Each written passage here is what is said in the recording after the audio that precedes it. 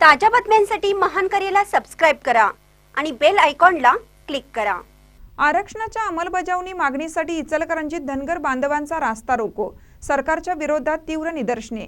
धनगर आरक्षणाच्या अंमलबजावणीच्या मागणीसाठी इचलकरंजी येथील धनगर समाज बांधवांनी तीव्र निदर्शने करत कॉम्रेड KL मलावादे चौकात रास्ता रोको केला। मागण्यांचे निवेदन प्रांताधिकारी यांना सादर करण्यात आले। रास्ता रोकोमुळे मुख्य रस्त्यावर काही काळ वाहतूक विस्कळीत झाली होती। जालना येथील उपोषणकर्त्यांची तब्येत खालावल्याच्या पार्श्वभूमीवर धनगर समाज बांधव आक्रमक झाले असून त्यांनी शासनाविरोधात जोरदार घोषणाबाजी करत मुख्य रस्त्यावरील वाहतूक काही काळ पूर्णपणे थांबवली।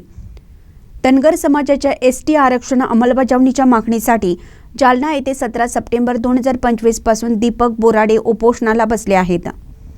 दीर्घकाळ उपोषण सुरू असल्याने त्यांची तब्येत खालावली असून या बातमीमुळे धनगर समाज बांधव संतापले आणि आक्रमक झाले आहेत।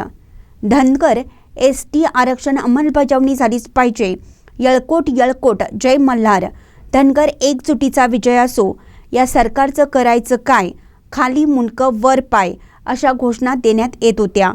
अचानक झालेल्या या रास्ता रोकोमुळे वाहनांच्या लांबच लांब रांगा लागल्या होत्या।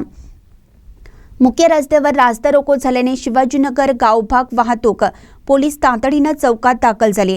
त्यांनी वाहतूक सुरळीत केली।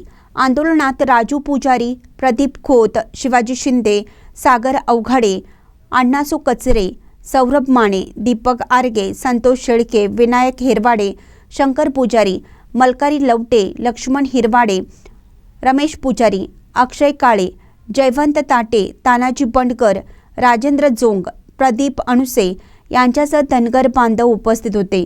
महानकरी न्यूजसाठी इचलकरंजीहून सुभाष भस्मे।